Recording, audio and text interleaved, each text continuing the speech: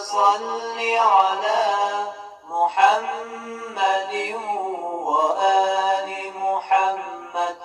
بسم الله الرحمن الرحيم. اللهم صل على فاطمة وأبيها وبعلها وبنيها والسر المستودع فيها بعدد ما أحاط به علمك. اللهم وفقنا لما تحب وترضى. Assalamu alaikum wa rahmatullahi wa barakatuh.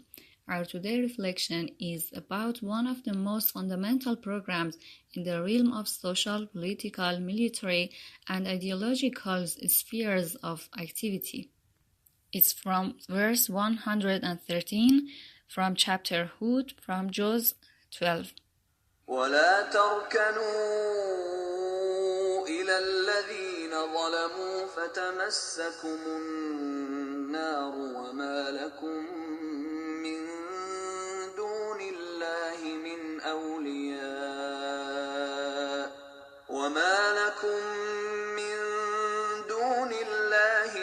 أولياء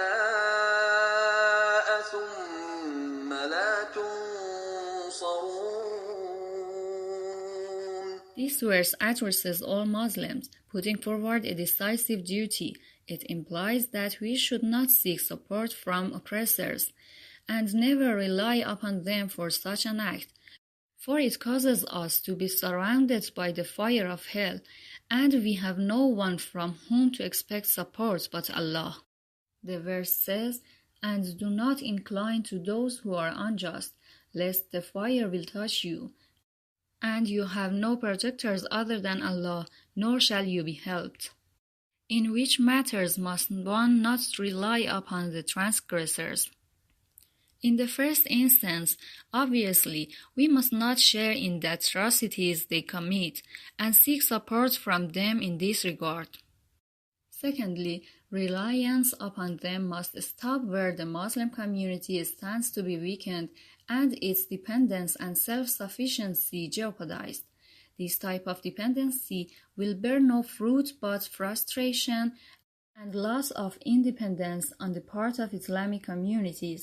As to the idea that Muslims should establish commercial or scientific relations with non-Muslim communities on the basis of protecting Muslim interests and independence as well as their security is not unprecedented in the history of Islam, nor is it forbidden in Islam, and it does not fit into the meaning of seeking assistance from the oppressors.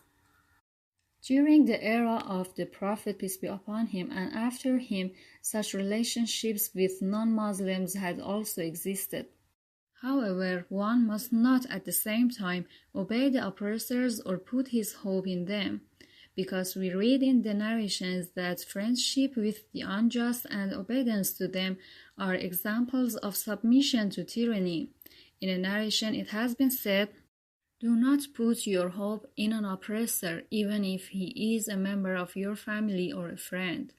In Al-Kafir there is also a narration which says, "Allah has forbidden you to spare even 1 minute when an oppressor is to be hanged, because in such a case you would have supported him." You can refer to Tafsir al-Burhan as-Safi, Usul al-Kafi, and Bihar al-Anwar for the further information. There are some points regarding this verse. First, every kind of dependence on internal and external oppressors is prohibited. Second, oppression and assisting the oppressors or even relying upon them constitute capital sins, and those affiliated with it are subversives. Capital sin means every sin which Allah has spoken of as being punishable with the fire. Third, relying upon and trusting the oppressor will lead to Allah's hell. Therefore, how is the situation of the oppressor himself going to be?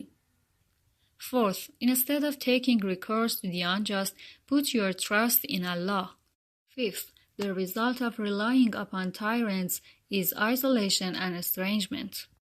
Sixth, Ulul Amr are those who are political and religious chiefs appointed to issue decrees on behalf of Allah, as the obedience from them is obligatory, and on the other hand, since relying upon and seeking the support of the unjust is forbidden, Therefore, the ulul amr cannot be unjust. They must necessarily be infallible too, because sin is considered an example of injustice.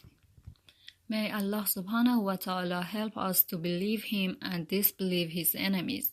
وآخر دعوانا أن الحمد لله رب العالمين.